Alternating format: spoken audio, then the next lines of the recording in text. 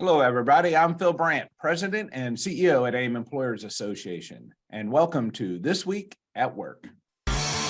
Welcome to the only show about the workplace that offers you front row seats and a microphone, bringing you practical, timely, and accurate insights so that you can more effectively lead your organization. It's Thursday, March 23rd, episode 223. Today, it's another Mikey Mac attack. Our resident compensation expert will help us discover ways to stand out in the increasingly cautious job market as recession looms. All the while, available jobs still outnumber unemployed workers, so what's an employer to do? Also, we bring more clarity to the muddled Illinois PTO ruling we shared last week. And as always, we encourage you to get involved in the show, so speak up, take the poll, and ask your questions now. All this and more on This Week at Work.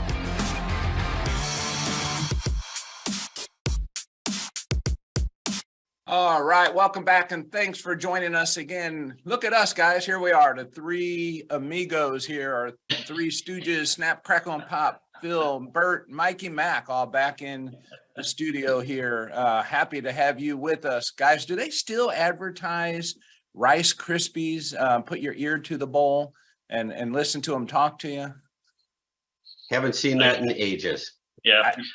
I haven't either. I don't know if they do, but that's it's an interesting trio. I don't know if who you are, Bert, Snap, Crackle, or Pop.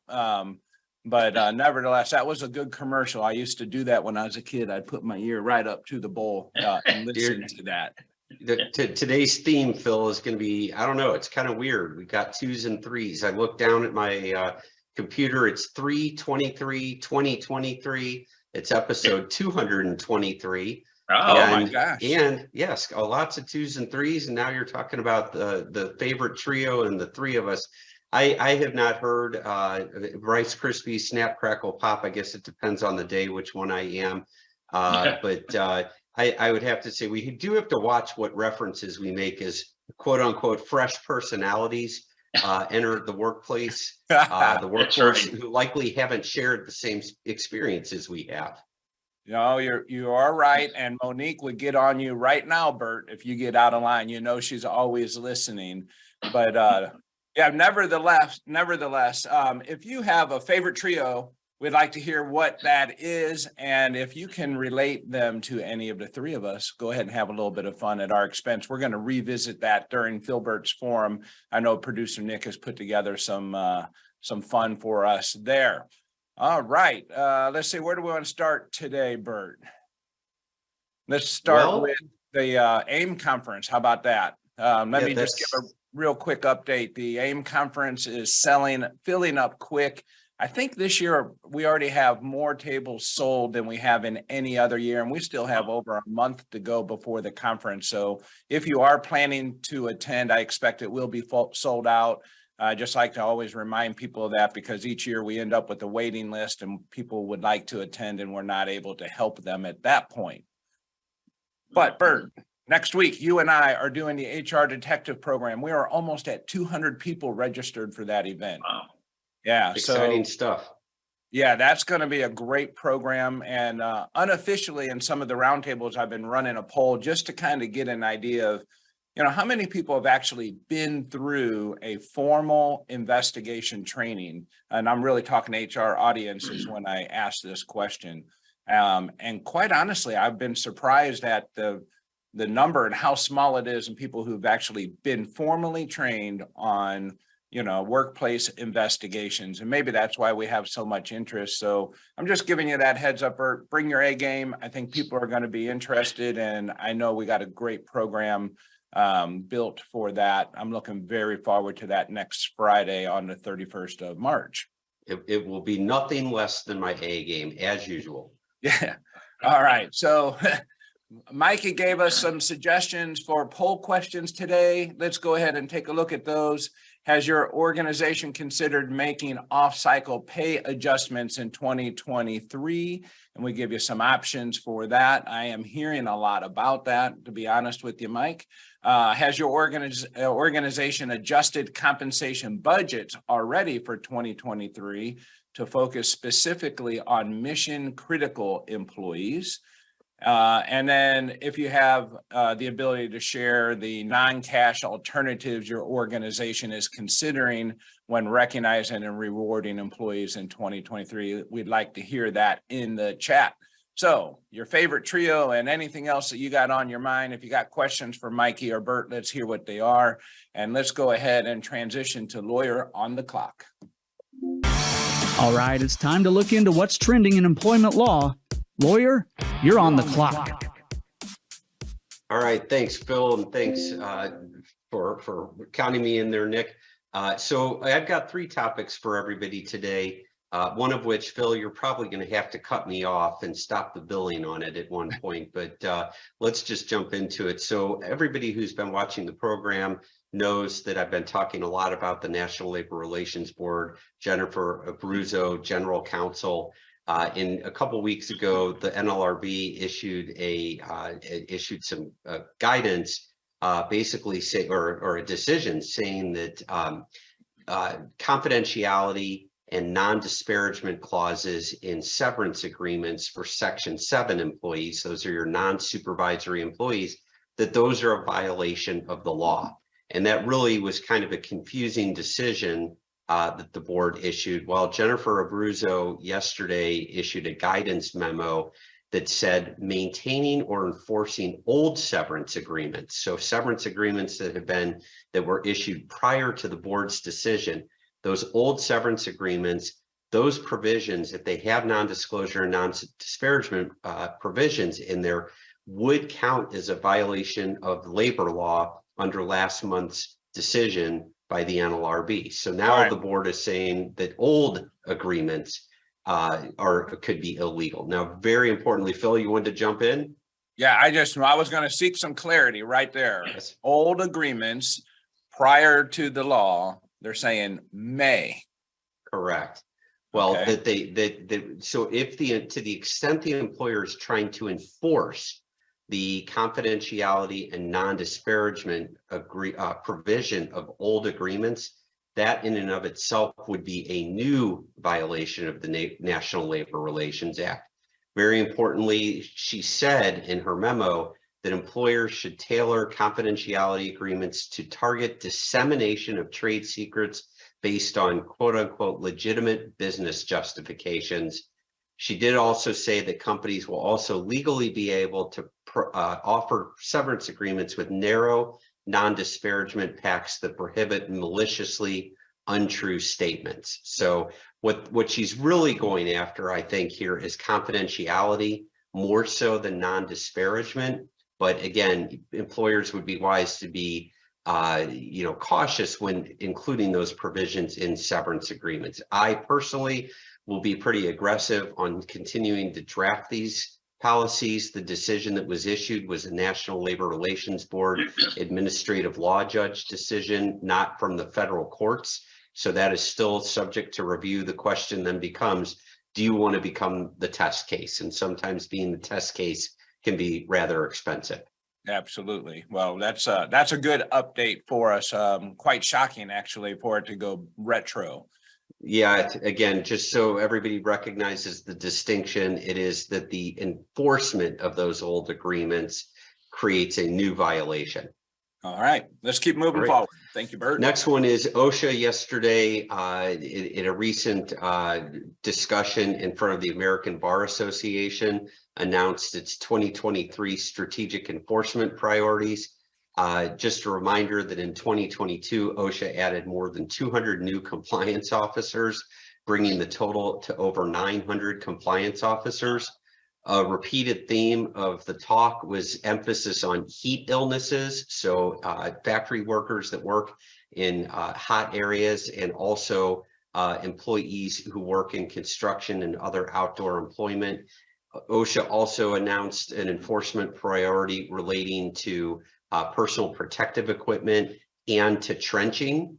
which is digging, narrow excavation in relation to its length made below the surface of the ground. And with respect to trenching, that the OSHA noted that the compliance officers have literally been instructed to stop and inspect any work site they pass with trenching going on. There were a few other priorities that were mentioned, and they are focused on piercing the corporate veil. Everybody should pay attention to this one, piercing the corporate veil to hold individuals liable for fines in circumstances where OSHA perceives the corporate form as being abused by the employer. So for managers and supervisors and owners, that means OSHA may try to come after you personally and individually. Also, another priority is to look at corporate or enterprise-wide settlements as a means to require broader change with multiple workplaces of the same employer. Also, and again, we mentioned this before, a new emphasis on seeking preliminary injunctions or temporary restraining orders in whistleblower cases where OSHA wants to immediately test whether certain alleged misconduct should be restrained. So just a little bit for you there. Activity. But you know, what's most surprising to me is the addition of 200 officers or inspectors. That's a lot of people. It is. And that also has other impacts, though, because what that means with 200 new compliance officers, bringing the total to over 900, if you do that math, that means 1 out of every 5 inspectors are new. And so when they're out there going after employers, you know, you're not dealing with people who have been down this road many times and know the rules, know the boundaries. And I think a lot of times you're going to end up with people who are really more aggressive than they should be. Absolutely. Good point. Well, I'm sure that's going to keep Chibs busy, but hopefully he'll have time to visit us on the program soon. All right. Yep. Bert, let's chat. I just would like to move on and get into the topic of the Illinois paid time off. That just is dominating many of the conversations we're in roundtables. And I'd like to just get a little deeper into that today. Yeah, and Phil, you know, rather than me just recite what the law is, I'd like to offer out there some of the most common questions that I'm hearing out there, and maybe you could do the same. I know you've been going through a bunch of roundtables. We've kind of already covered the ins and outs of the law itself, and there's plenty of articles out there and interpretations on the law itself. But again, I think we'd be better off if we kind of chat about what I'm seeing. But one of the most common questions I've seen is, what about the situation where you have an employer that's based outside of Illinois, but the employee actually works in Illinois?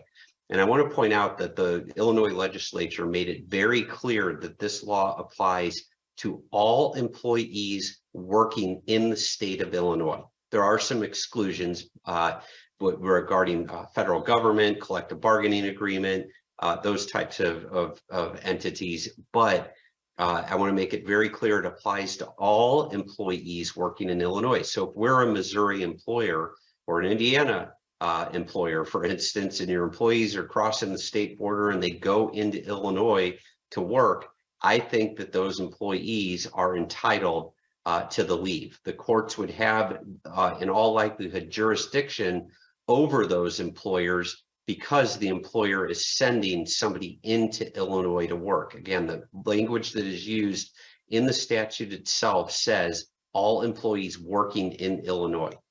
Now, the flip side of it is if you have an employee who lives in Illinois and they travel outside of Illinois to Indiana or Missouri, for instance, they're not working in Illinois.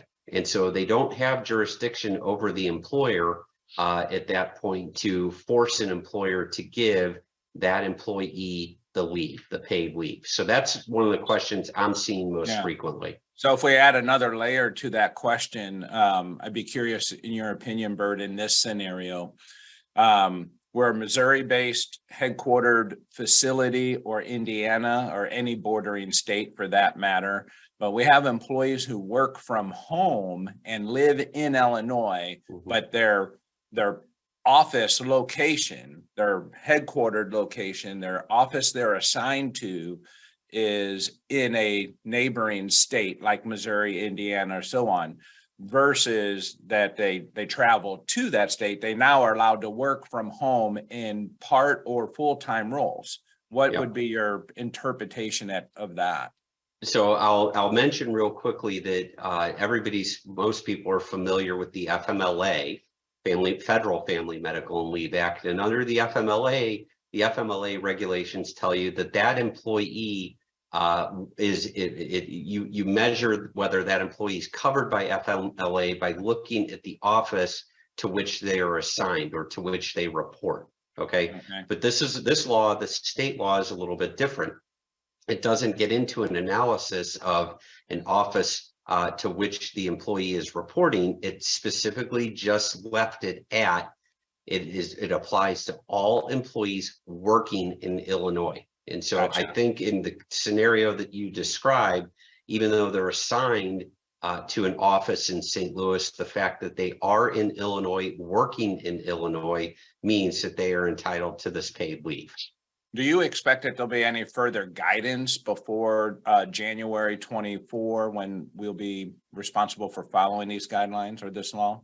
Yeah, and you bring up a good point. So again, January 1, 2024 is when the employees can start accruing it. They're able to use the leave after the first 90 days of the year. But of course, employers can choose to front load it and give the time immediately. Getting to your question though, Phil, I think, can you repeat exactly what you asked again? I just was curious because there still feels like it's a little bit ambiguous on some things. I'm wondering if, there'll be more guidance or anything provided to help us from the state. Yeah, I think that the Illinois Department of Labor is likely to issue some guidance as questions keep rolling in. Kind of like a Q&A type thing. Yeah, I do think we will see that. And again, the problem is that once they issue that guidance in the Q&A, if an employer gets it wrong, do you want to be the test case that gets litigated? Right. And so I think you would be wise to listen to what the DOL the Illinois Department of Labor is saying on that, what your legal counsel is saying about how to apply the law. So another question that's very popular is around this word, all employees. And does that represent part-time employees for an example? And I mean, that was quite a debate in one of the roundtables between yes and no, because it just says all employees. You've done a really good job at making predictions. What's your take and interpretation of all employees, and how should we might start to anticipate what that means? So thanks. I appreciate the recognition of my prognosticating skills. But I do think, Phil, that it does apply to part-time employees. It's interesting, as you know, I always like to go back to the law itself instead of reading other people's interpretations of it. I did go back to the law itself. It's frankly not that long. It's about 8 or 10 pages, depending on how it's formatted. And not once in that single document does it reference part-time versus full-time employees. And so I think that in and of itself tells you that it applies to everybody. Just that so simple. Like there are no question. it's just employees, right? Well, I think that's right. And then the law itself also says it applies to all Illinois employees. And so again, I think we have the second clue there that part-time is included. And then finally, there's another clue that I think emphasizes that it covers part-time employees. And that is, it talks about employees being entitled to a pro rata share of this 40-hour leave. And that to me means one of two things. Pro rata means that, okay, they haven't worked for you for a year. And if you're awarding the leave on an accrual basis, they earn the vacation time pro rata. But that also means that for a part-time employee, they also are entitled to take the 40 hours of leave pro rata based on how much they work. So that's my prediction. I do think it applies to part-time employees. I think if it didn't, they would have made a distinction there. And since they didn't make that distinction, I think all employees are covered. Yeah, well, there you go. That's the great Bert Garland from Ogletree Deacons. That is a good prediction. I don't think I would argue or debate that logic, Bert. I appreciate some insight on that, and we'll try and keep people informed as we go forward. Nick, can we move on to Filbert's Forum? I want to see what you have set up for us here. Just fair warning, let's kick off Filbert's Forum here. You've just entered Filbert's Forum, where we peel the onion back and take a lighter look at the workplace. All right, so some of this is going to be from the audience, and some of it might have been something I put together. I'm not going to disclose which that is in order not to incriminate myself. I have watched enough of Bert's televised hearings to know to be careful. So what we have here is SpongeBob, Patrick, and Squidward. Now, that'd be interesting of who is who on this. Oh, yeah. I know who Bert is right away by looking at that picture, but I'm not going to share my insight. That's a good one.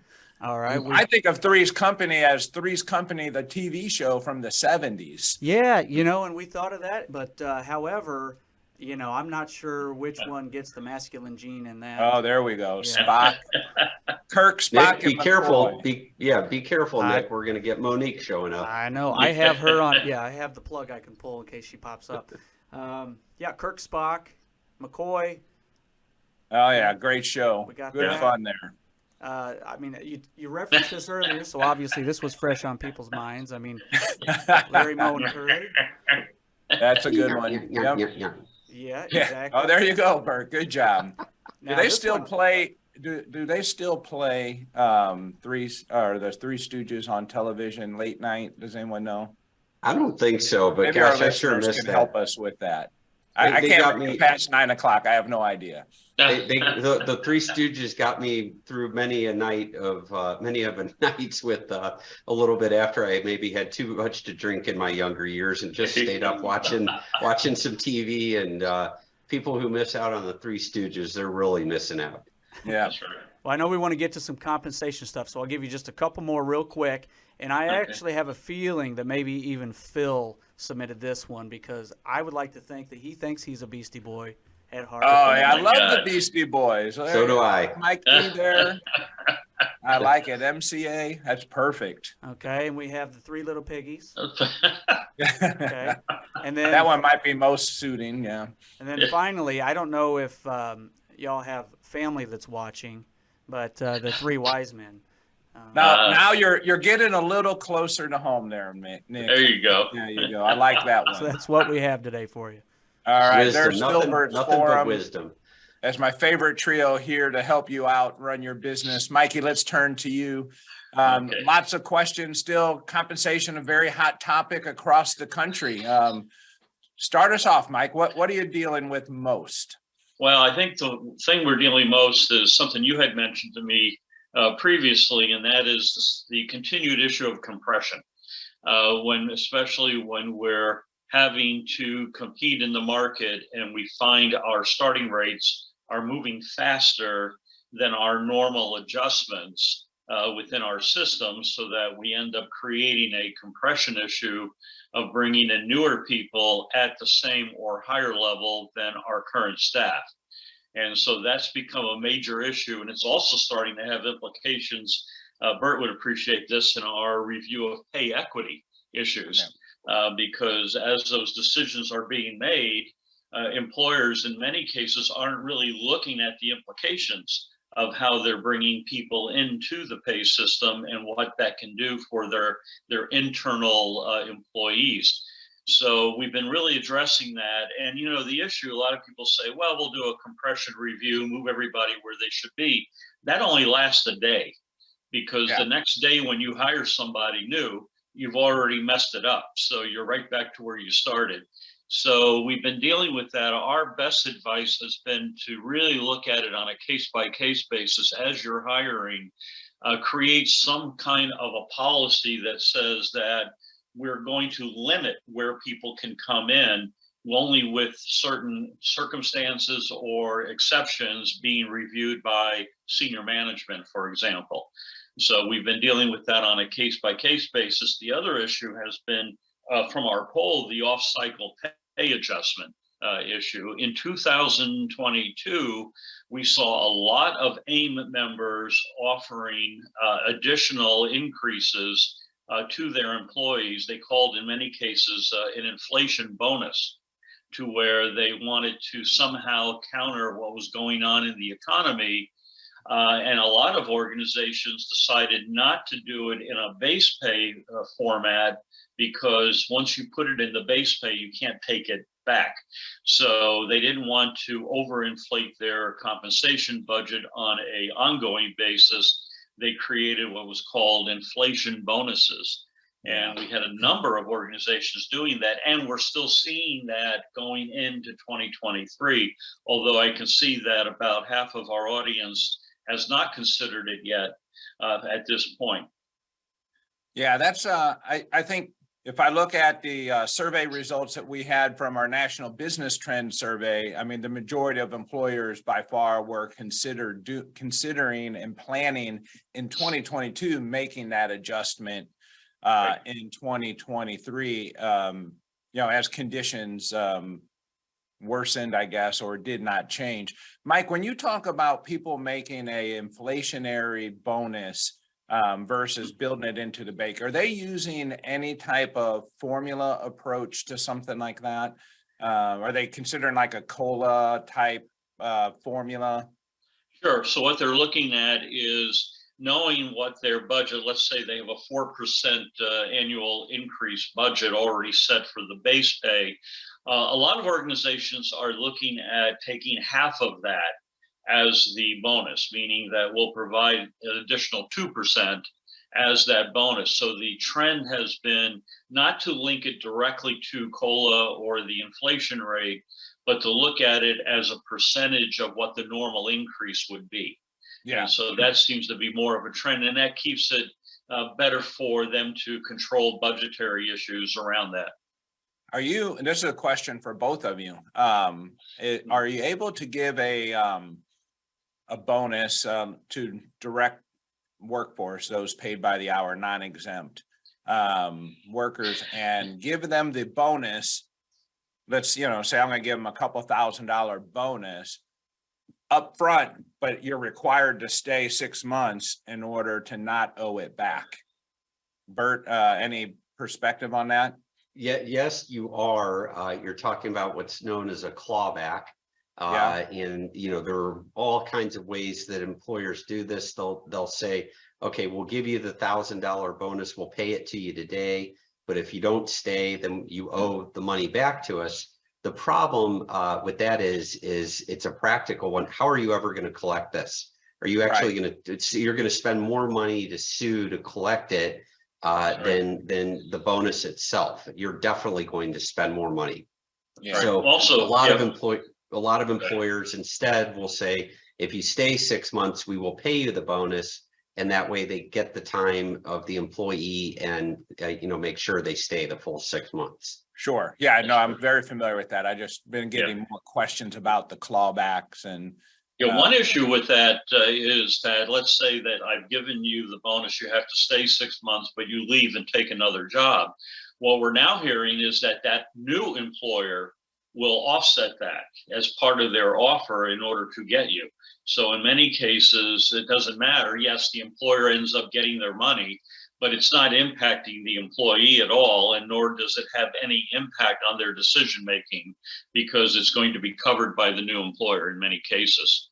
Yeah. Hey, Nick, if we can take a look at the next poll result there, one that has your organization adjusted compensation budgets in 2023 to focus specifically on mission critical employees. I don't know if you got any comments on this, Mikey, but I am aware that this is a very increasing trend, in my opinion, when they're identifying the mission critical. It is. They're trying to make the tough decision, because there are certain, and by the way, mission critical is defined as those positions that our organization can't do without. If we lose these employees, we're in essence hurting the whole organization from a long-term standpoint. And so the only issue with that gets back to a fairness perception, that when we do make decisions on our mission critical employees, how we communicate that to others. Because there are other employees who may not be considered mission critical, and now they're going to feel, well, I guess nobody cares about me. And so it becomes a morale issue. And again, you also have to be careful in our states with pay equity rules, we have to look at that very carefully as well on how we deal with that and be sure there's no adverse impact in those issues. Phil, let me mention something also on that. You know, one of the concerns that we have on like mission critical employees, or not concerns, but I am seeing a trend of this because, Mike, again, I don't know what you're seeing out there, but it is amazing how with what the federal government's doing to try to slow down the economy with its interest rates. Right. You are seeing certain industries where literally the economy, the job market is whipsawing from we can't find enough employees to now we're doing a reduction in force. You're really seeing it in the tech industry. And we've mentioned it before on the program, as they have seen it, as companies are now moving into RIFs, reduction in forces, they are figuring out who the mission critical employees are. They're keeping them and they're getting rid of what they see as not mission critical. And I mentioned it on the program before because it's causing a lot of angst out there that some of the mission critical employees that they've decided are not mission critical, they come from the DE&I departments, which also we know has been quite the trend in the last 2, 3, 4 years with DE&I. And so I urge employers to be careful when they, to really evaluate their commitment to DE&I when they're making these decisions on mission critical. And the other thing on that mission critical is this was a conversation in our roundtable as well. If you're doing something to incentivize the mission critical, but you have a group of employees in the same band or a similar title, similar role, doesn't mean that everyone in that is mission critical. Maybe someone has a unique skill set, but if that turns out to be, causing you problems as it relates to pay equity, you better be able to support, why I'm giving the white male more or something over and above the incentive from that standpoint. And I've started to hear a little bit of that. I've done a little bit of coaching in that space. Bert, I want to make a comment here, maybe get your feedback. I got a comment from Lindsay before we go, and then we got one funny before we walk out. So Lindsay was asking, we give 3 paid days to our new hires at 90 days and front load 40 hours at 6 months. Are we good, or do we have to offer the front load of 40 hours at 90 days? We do not want to do an accrual policy. Let me take a shot at that. I think she's going to have to do an accrual policy and start at the 90 days.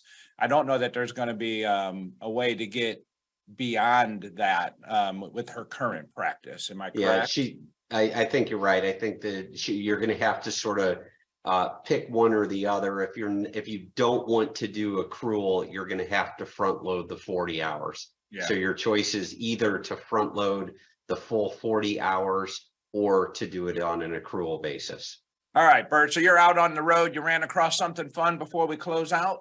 Yeah, I was doing a little bit of traveling out west, Phil, and there's a new Mexican food restaurant out there that I think you and I may need to consider taking some legal action against. I haven't dined there yet. Hey. I'm definitely going to go sample it, but I noticed that the name Filiberto's. And it really kind of struck home for me because of Filbert's Forum and everything. And I know they're trying to get away with it and change the P from an F and everything. But I think it's very clear that they've heard about Filbert's Forum and decided to create a new chain of Mexican food restaurants. Might be a copyright issue. Issue. Well, then we got the 3 amigos. If nothing else, maybe they need to join you and sign as an attorney-client privilege, and you need to represent them. And I'll be happy to serve them as an association, and I'd be happy with that and let them use our name likeness. If they would pay us in food, I'd be thrilled with that. I love Mexican food. All right. Well, all right. Well, that brings us to the end of the program. To my 3 amigos here. thank you very much for joining us, Mikey and Bert. Great job. And we will be back here next week on Thursday at 7:30. Be good to people. We'll see you then. Thank you once again for tuning in to This Week at Work. If you enjoy the show, please share it with your colleagues. Forward our invites. Share the link aimea.org/thisweekatwork, or follow or subscribe wherever you get your news and entertainment, like LinkedIn, YouTube, Spotify, Apple Podcasts. We're everywhere you are. And you can be part of the show. Send your questions and comments anytime to info@thisweek.work. We'll see you next week, 7:30 a.m. Central Time, when we discuss what's happening this week at work.